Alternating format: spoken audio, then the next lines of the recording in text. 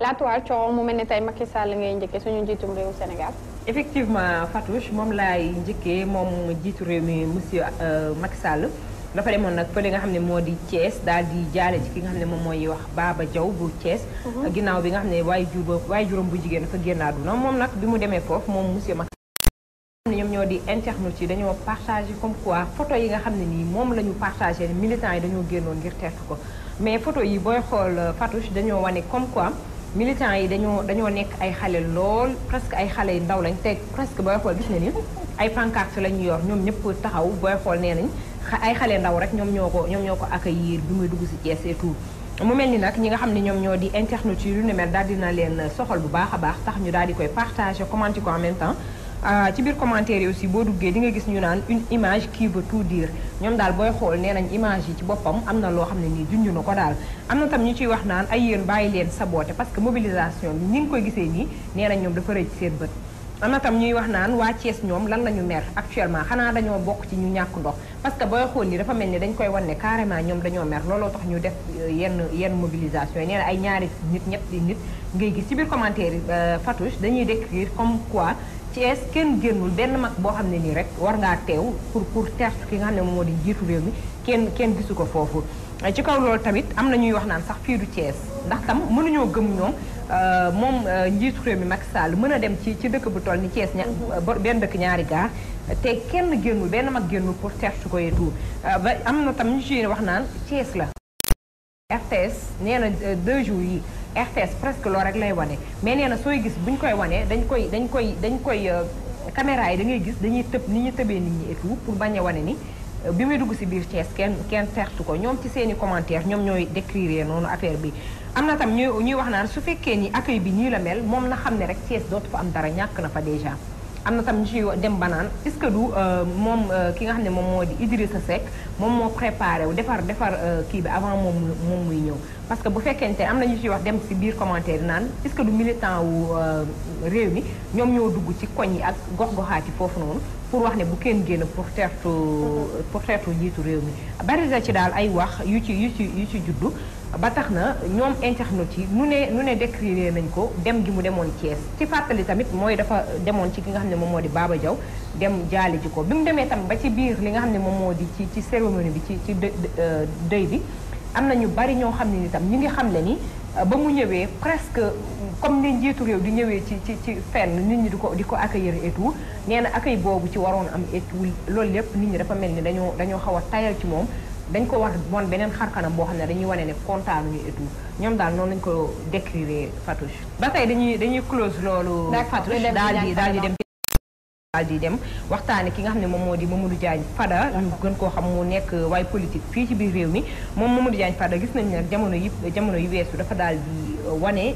dañoo wax ni dafa dugg ci li nga xam ne ni moom moo di ci gouvernement bi maanaam dafa ñëw pour jàppale ki nga xam ne ni moom moo di jiitu réew mi président Macky Sall ci bu mu ko defee ba pare nag ñi nga xam ni tam ñoom ñoo di internautes yi ginnaaw loolu ki nga xam ne moom moo di Moustapha Cissé Lo moom tam ñu xam ko mu nekk député APR moom aussi bokk tam ci gouvernement bi ba tey dafa génn daal di xamle ni moom Mamadou Diagne Fada ñoom soxlawuñ ko biir APR li ñu koy laaj rek mooy 6 millions yi nga xam ne nii tey jii jéemoon na koo détourné fi nga xam ne moom moo di ci 600 millions yi nga xam ni jéemoon na koo détourné fi nga xam ne moom moo di ci ministère de la santé nan la ko def ana fan la ko dugal nee na loolu moo leen ëppal importance muy ñëw di bootu si ci biir APR wala sax muy ñëw di bokk si ci mouvance présidentielle bi léegi bu ñu ko waxee tam ñi nga xam ne ñoom ñoo di internautes yi Fatouche kenn moomu seen gémmiñ kenn moomu tam seen connexion daal di nañ koy partagé fépp foo xool ci réseaux sociaux yi daal di koy tam commenté ci kaw loolu tam ñee nañ même des fois moom il est très fou moom Moustapha Cissé Lo mais ñoom dañ ko bëgg ci dëgg bi nga xam ne ni tam des fois da koy génne ci gémmiñam di ko wax askan wi di ko dégg am na tam ñu ci wax naan Moustapha Cissé Lo li leen gën a neex ci moom mooy bëggul wàllum transhumance ngay jóge fii di dem fii moom mel na ni neexu ko parce que dañuy gis ne APR à chaque fois bu ci yooyu amee rek ku jóge fee ñëw biir APR rek da ngay gis moom mooy njëkk a génn wax donc ñoom dañuy jàpp ne li nga xam ne ni moom moo di transhumance doonu lu ko neex am na tam ci biir commentaire yi ñoo xam ne dañ ne Moustapha Cissé Lo dafa siis nee nañ siis na ak koom boobu nga xam ne ni yaakaar na ko biir APR dafay mel ni sax ñoom ci biir commentaire sax dañ ko cee xaw a xas parce que ñu ngi naan ko jàngul donc amul compétence pour am yenn yi mënul def leen lu dul rek li nga xam ne ni moom moo di koom bi mu am nu mu ko lijjantee donc bu fekkente ne keneen day ñëw pour jàng pour mën a lii da koy xatal et tout donc looloo tax du mën a accueillir yenn personnalité yi am na tam ñu ciy wax naan nañ leen may nañu ba wax ji te xam ne sàcckat mooy dalal sàcckat parce que moom bu fekkee dafa jóg naan ay kii sàcc nga genre yooyu noonu ci ñu may jégalu ci moo bi nee nañ nañu xam ne sàcckat mooy dalal sàcckat parce que nee nañ booy xool nee nañ biir APR kenn nekk fa koo xam ne nii du da ngay luubal ñoom ñoo ko wax ci biir commentaire yi am na tam ñuy wax naan bu ñu fàtte ne Mamadou Diagne Fada dafa yor parti boppam moom la yore donc moom ñëwul pour transhumer ñëwul pour dugg ci biir APR mais dafa ñëw en tant que parti en tant que leader parti politique pour tamit daal di jéem a dooleel ki nga xam ne moom moo di jiitu réew mi waaye lu ci bari daal Fatouche malgré dañu ànd nañ ci li nga xam ne ni Moustapha Cissé Lo da ko wax mais xas nañ ko ci moom ci kaw wax bu mu wax aussi xas nañ ki nga xam ne ni moom moo di Mamadou Diagne Fada comme quoi warul transhumer warul génn foofu mu nekk ñëw ci président Macky Sall ne da koy jàppale tout teewa man daal xam nga dafa ne LDR yeesal loolu la waxoon soppi jamono doxalin ci PDS parce que li mu nekkoon mais léegi kon war na changer tur bi def ko LDR CL léegi dafa war a changer tur bi def ko LDR CL xam lu tax ma wax loolu ci jimmi jamono moom ba mu ko doon laaj naa ko Pikine est-ce que buggoo nekkul tremplin li ngay frustré wu nii pour dem allié wu ak Macky Sall parce que waa PDS mun ma man avec toute ma trempe tout ce que j'ai fait comme expérience politique xalaatuma ko waaye loolu la ma tontu ñu ñëwaat ci beneen affaire ci biir parti yoom ñeneen ñoo xam ne xamoon naa leen ba ñu nekkee ñoom UJTL ñu ne ñun xalaatuñu loolu kon tey comme li ñu wax rek li Gaston Bachelard doon wax les vérités d'aujourd'hui sont les erreurs de demain kon tey mu ngi nii et que en politique le mot jamais n'existe pas parce que jour boobu nee na man dem ci Macky Sall kooku xalaatuma ko ndax expérience politique bi ma am xalaatuma sax ànd moom parce que man ma volonté prioritaire c'est de conquérir le pouvoir nee na nekk na allié wu pouvoir bi te gis nga noonu nga ko waxee noonu muy benn seede mais presque boo dee xool ci réseaux sociaux yi Fatouche jamono bi ñu ko waxee ne dem na jàppale ji président Macky Sall ba léegi ay vidéo yi rek ngay gis yoo xam ne dañ ko koy tegal comme quoi mu doon ñaawul sax Souleymane Ndéné Ndiaye bañ ko fi joxee poste politique bi ñu ko jox donc mu mel ni rek nit ñi dañ ko dencaloon ay mbir yoo xam ne comme ni nga ko expliqué tey ji ay mbir yoo xam ne ni génnewaat nañ ko ci kaw di ko tuumaal ni moom daf ne woon doo mës a dem ci mouvance présidentielle peut-être pourtant tey jii weddina boppam mu mel ni rek ñu ci bari ŋàññ nañ ko waaye tamit ŋàññ nañ Moustapha Cissé Lo moom tamit ci ñàkk dalal gi ñu ko ñàkk dalal foofee nga xam ne nii moo di ca APR bu ñu daal di tëjee boobu lee mbir Fatouche dañuy daal di indi beneen bi la yoon dañuy daal di waxtaanee li nga xam ne nii moom moo di clip bi nga xam ne nii jamono ji mi ngi tas réew mi bu baax a baax muy ki nga xam ne moom moo di Dieyna Fatouche ñu xam ko mu nekk waykat maanaam waaw Ndeye Dieyna waykat la wala taasukat kenn xamul sax nag parce que Ndeye Dieyna bu ñu fàttalikoo dëgg-dëgg nekkoon na tam rappeuse bu daan narab ñu jekk-jekk mu nekk taasukat ba ci yàgg waaw ñu gis ko presque booy xool sax clip bi lépp la ci def mais gis na comme ni ko nit ñi bindee nit ñi dañuy laajte ndax wala way la moo ñu jaaxal film noonu lañ ko bindee Fatou ci li nga xam ne ni moom moo di ci seen bi soo dee seetaan clip bi xoola clip bi ni ko Ndeye Dieyna tourné ak li mu sol ak Ndeye Dieyna paroles yi nga xam ne ni ñu ko doon génne ci way yi et tout mu nekk nag loo xam ne nii naqari na bu baax internautes yi parce que groupe yi nga xam ne ñoom ñoo gën a mag fii ci Sénégal te nekk ci réseaux sociaux yi Fatou foo dugg jamono ji Ndeye Dieyna la ñuy waxtaane ak clipam bi nga xam ne ni dakaa def te booy xool ñoom ñi nga xam ne ñoom ñoo internautes yi dañ ne daf leen a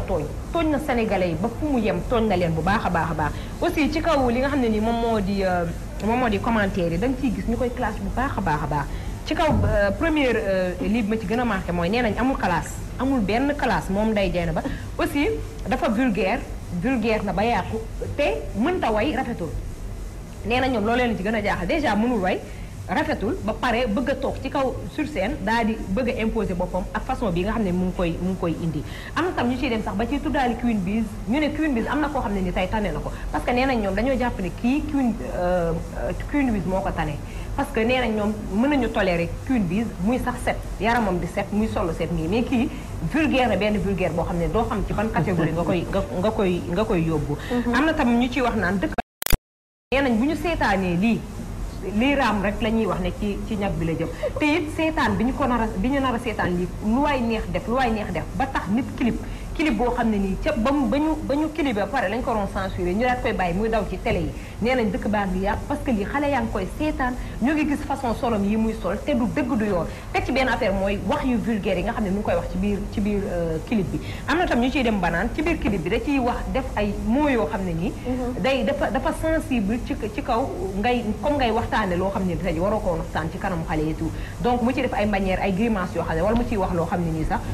àndut ak benn yoon ak li nga xam ne moom mooy sunu diine wax ma laa tam yar gi ñu nga xam ne éducation boo xam ne xale yi tey ji war nañ ci mën a jot am na tam ñu wax naan Sénégal moo mat a génn parce que nee na bu fekkee nii dañ leen fee yaatal carrément ba nga xam ne lu leen neex def ku mënati na nga génn Sénégal ndax looloo ci des ñoom li ñu jàpp mooy ñi nga xam ne ñoom ñoo autorités yi nga xam ne ñoom ñoo war a wax ci yu mel nii duñ ci wax te it daal di nañuy nag daal ñi nga xam ne ñoom ñoo di télé yi bu baax a baax télé yi nga xam ne nii ñoom la ñu yóbbu seen clip yi genre clip ñu koy teg parce que nee na bu fekkee télé dafa ñëw ci dëkk soit dafa war a yeete wala mu ne te nee na gouvernement bi ci boppam ñoom ñoo war a seetaan ñoom ñoo war a xoolaat télé yi nga xam ne dañuy teg luy jariñ askan bi ak télé yi leen dul jariñ parce que ñoom it seen intérêt lañu donc ñoom it ci lii dal nañ ci télé yu baax te ñu ngi waxaat nañu xoolaat bu baax ndax nday jey na ba li mu def dëgg lu yoon bi li yoon dañuy waxtaane ki nga xam ne moom moo di Kara Mbodj ginnaaw bi nga xam ne jógee nañu fële ca coupe du monde bi moom Kara Mbodj ñi nga xam ne ñoom ñoo di waa journal bi Stades dañoo daal di publier comme quoi Kara Mbodj dafa daal di ŋàññ daal di xamal le ni dañ ko sacrifié ci mondial bi nga xam ne ni génn nañ ko ndax gisuñu ko benn yoon ci li nga xam ne moo di ci match Sénégal yi nga xam ne jot nañ ko faa joué muy 3 match yi bi ñu ko waxee nag moom Kara Mbodj daal day génn ci réseaux sociaux comme ci ay compte Twitter am compte Facebook am et tout daal di xamle nii dafa daal di weddi ba mu set loolu nga xam ne Stades def wax na ko sooy xool sax journal bi moom la yor nii ak nañ ko titré moom la yor noonu di ko xool daal di bind ci kaw que ni moom dafa am lu ko metti am lu ko bett ci li nga xam ne nii moom la Stades wax te alors que moom loolu waxu ci dara moom la mu xamle moo di moom daf ne pare woon na à 100% woon na ci plan yëpp mais dafa fekk ne coach bi dafa def choix am te choix ba coach bi def moom da koo respecté comprendre nga loolu la wax nee na ñoom ñu jël waxam daal koy yóbbu fenn ci kaw loolu tam da koy ñaawlu di wax ne ëllëgee si biir nañu xool bu baax a baax lan la ñuy waxal ci nit ñi et tout bi mu ko defee tam am na tam ñu ciy wax naan kaan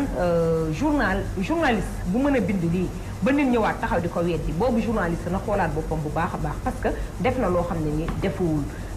ñuy ñaax tamit ñoom ba tey internet yi di ñaax ci biir commentaire mais journaliste yi bala ñuy bindati tam wala ñuy wax ci nit ki nañ xoolaat bu baax wala ñuy am preuve tam ci que ni kii dafay wax wala kii dafa def ci kaw loolu tam am na ñu koy naan ñoom jaaxaloon na leen trop bi ñu déggee wax ji parce que vu que moom ni ñu ko gisee woon ak moom arñi bi mu wane woon kenn dégg ko ci wax kenn mës ko dégg ci yu mel noonu ñu xëy ne Stades bind te mu nekk journal boo xam ne dañ koy jënd di ko lire et tout donc ñoom jaaxaloon na leen trop ñu ne Kara Mbodj moom moo wax lu ni mel am na ñuy wax tam naan Sénégal presque waxkat yi rek ñoom ñoo fiy dem ñu ngi naan ko bu mu leen bàyyi na leen topp ci lépp parce que yaakaar nañ ne ku waxul rek doo dem ba tax na léegi liggéey yëpp dañ koo jël woddee ko wax am na tam ñu ciy wax naan xamoon nañu ne te ñu naan ko il a bien fait ni mu génnaatee démentir foo xam ne ni tam du nice ci deram en plus am na ñu koy wax naan quoi na tourner page bi parce que dañoo jub ci Coupe d'Afrique te moom dañ ko cee yaakaar de trop donc na préparé wu te mu jël yi bàyyi ko ci ginnaaw Coupe du monde bi amuñu fa dara malgré mais tamit moom fubal naam fubalu loolu ñoruñu na jubal ci li nga xam ne moom moo ci Coupe d'Afrique pour mu jëm cee am dara Fatouche. alors il a raison le fait que mu démentir parce que ñu waxal la loo xam ne waxoo ko également dafa metti waaye itam coow xam nga Sénégal dafa xaw a doy waar puisque d'après moom li ñu ne woon moom moo ko wax bi ñu paree dañ doon wax comme quoi que joueurs yi nga xam ne ñoom la ñu sacrifié ñoom ñooy xeex équipe bi pour que ñu bañ a dem su ko defee bu nit yi wàññeekoo dinañ ne àqu diw moo leen dal wala àqu diw moo leen dal xam nga yooyu après day indi ay problème ci nga xam ne moom mooy réewum bi Sénégal nit itam ni ñu ko waxee également dëgg la parce que nit da nga koy xool rek nga xam exactement ban genre nit la je pense que moom nekkul nitu waxkat yoo xamante ni peut-être loolu même bu fekkente dëgg la du ñu ko génnee di ko médiatiser je pense que ni bu ñuy bindati également war nañu xool bu baax li nga xamante ni moom la ñuy bind je le défends pas mais je le connais ba xam naa ni nekkul nit buy wax loolu. c'est vrai parce que ak nekk bi fi nekkoon depuis loolu mu ngi ci tanière bi. c'est ça gisuñu ko muy waxee tout donc c'est la première fois ñu koy gis muy wax. donc su waxee noonu nit ñi tam ni ñu commenté nga gisee ko noonu. nekkul genre nit waaw nekkul genre nit boo xam ne day génn di wax yenn voilà. Fatouche bu ñu paree ci loolu dañuy daal di dem ci làmb ji ba tey bi la yoon dañuy daal di waxtaane comme quoi ñi nga xam ne ñoom ñoo di internautes yi dañoo xam ne ni promoteur u làmb yi bari nañ lu leen tudd ci wàllum justice te nee na justice li leen tudd moom moo di wàllum escroquerie ci kaw loolu sax lim nañ ci ay tur nee nañ soo xool Alioune Petit Mbaye bi nga xam ne tey nekkoon na fi génération 2000 xam nañ ko bu baax a baax a baax nee nañ soo xool tam ci ki nga xam ne moom moo di Assane Ndiaye promoteur la nit ñi xam nañ ko bu baax a baax boo xoolee Luc Nicolaï nee na nit ñi xam nañ ko bu baax nee na bu ci mujj récemment muy Aziz Ndiaye nee nañ te fekk na ñi fi lim ñëpp wàllum escroquerie rek lañ leen tudd donc ñoom dañuy laajte ci kaw publication bi ana lan la promoteur yi gis ci làmb ji bay ñëw di ci nekk ba li yëpp di leen ci mën a fekk ñu am problème justice à tout moment. am na tam ñuy wax naan blanchiment d'argent rek moom moo waral lu ni mel nee na milieu bi ñoo nekk ñoom blanchiment d'argent moo fa am nee na te fekk na dañuy ñëw daan ne combat diw am na daal di teg ay millions nee na ñu naan millions yi nee na journalistes yi nga xam ne tam ba tey ñoom la ñuy dal dañaa war a ñëw laaj leen millions yi fan la jógee nee na duñ ko def dañuy ñëw di leen laaj combat bi ñaata la xaalis bi nan la toll des choses comme ça te fekk na millions yi nga xam ne ni ñoom moom la ñuy wax moom la ñuy joxe boo ko xoolee ci seen biir ñoom da feeñ ci ñoom ba pare day mel ni comme si yoruñu yooyu millions donc nee nañu commentaire yi blanchiment d'argent bi moom moo am ci biir làmb ji tax na ba am na tam ñeneen ñu wax ci biir commentaire yi naan ku ci bëgg di def blanchiment d'argent di blanchir di def njuuj njaaj rek da nga ñëw ci biir làmb ji parce que millions yi ñu ciy déggee tout mën nga koo muuruwaale pour mën a amal sa yenn yi nga xam ne nii moom ngay def am na tam ñu ci wax naan moom dafay demandé wu ana la moo tax ñu bàyyi Aziz Aly Ndiaye moom mu dem ñibbi parce que nee nañ booy xool liñ ko jiiñ yëpp depuis ngay dégg média bi di ci wax ak nañ ko waxee lépp nga dégg ak wàllum justice bi ñu ci taxawee da ngay jàpp ne ñoom seen xel ne moom moo def lu ni mel waaye lan moo tax ñu génne ko ba mu ko waxee tamit am na ku ñëw tontu ko daan ne ko Aziz Ndiaye dafa am li nga xam ne moom moo di carte APR membre la biir APR en plus de ça ñoom ci seeni révélation nee nañu xaritu ki nga xam ne moom moo di Aliou Sall la muy maire bu Guédiawaye di rakk ci njiitu réew mi donc ñoom dañoo jàpp ne moom Aziz Aly Ndiaye looloo tax ñu gaaw ko dëxëñ ñi génnewaat ko ci biñ ko jàppee garda bi bu nekkoon looloo tax tamit ñamul kaso looloo tax nangam ak sàngam nit ñi daal ñoom ci seeni wax Fatouche noonu lañu ko gisee te noonu lañu ko waxee. mais mën na am aussi leen am médiation xam nga bu la defalee garda bi mën nga la defal prolongement garda bi mu nga yam 96 heures xëy na si diggante boobu soit moom am na ku ñëw ne ko damay mu négocier ak ki mu amal xaalis wala ku mu fay caution ñu accordé ko liberté provisoire mais liberté provisoire boobu mënul exclure que action publique di continuer parce que action publique mooy def nga ñu ngi yor sa dossier buñ la soxlaa bu ñu lay besoin de l'enquête dañu lay oowaat te bu ñu la oowaatee ñu laaj la gis ne leneen ci li ñu la doon laaj mu ngi ci dossier bi dañ lay yóbbu amul ma dem te ñëw parce que loolu yoon moo ko wax ça ne veut pas dire que am nga liberté provisoire te yëf yi jeex na jeexagul de parce que tu es toujours sur contrôle judiciaire sous contrôle bu la yoon soxlaa da lay woo laaj la mën na la jël yóbbu. xam nga je pense que yenn publication yi sax day tax yeneen promoteurs yi nga xam ne jotuñu leen tudd ci lu ni mel ñuy xaw a am ay yenn tiit wala ñu leen di bàyyi xel li ma kii di wax rek peut-être loolu moom moo leen dal tombé moom moo war a ay gaaf bu dee kaawu Aziz Ndiaye avocat wax na ni problème bi 500000 la woon te dafa defoon demande boo xamante ni waroon na ñëw jotul xaar demande bi ñëw mu def li nga xamante ni moom moo dul yoon moo taxoon ñu jàpp ko mais du dara mais nañu rafet jotu ko rek wax que ni également wàllum xaalis bi nga xam millions yi nga xam ne tudd nga ko fi sànq promoteurs yi chaque jour bu ñu toogee dañuy wax seen source yi dëgg la am du dëgg puisque dañuy lim seen i sponsor yi nekkul dañuy ñëw rek joxe ay t-shirt ak ay Lacoste mais dañuy génn xaalis bi waxtaan teg ci table bi sponsor bi je pense que loolu la ñuy dajale fay ko lamb bi fay ko mbër mi mais pour leneen moom nañu rafet njort rek wax ni que ni ndogal peut-être moom moo ñëwee ci seen côté ñu leen ñaan yàlla teggil leen ko également man li ma ciy wax ni Aziz Ndiaye jóge na ci làmb ci sax yàgg na ay at a ngi gisuñu ko mu tëgg mais su tamit benn journaliste amul droit ñëw naan nit ki foo jëlee xaalis bi nga tëggee làmb ak yooyu noonu yaakaar naa ni ñu mu doon seen liggéey bis bu war jotee rek dinañ ko def daal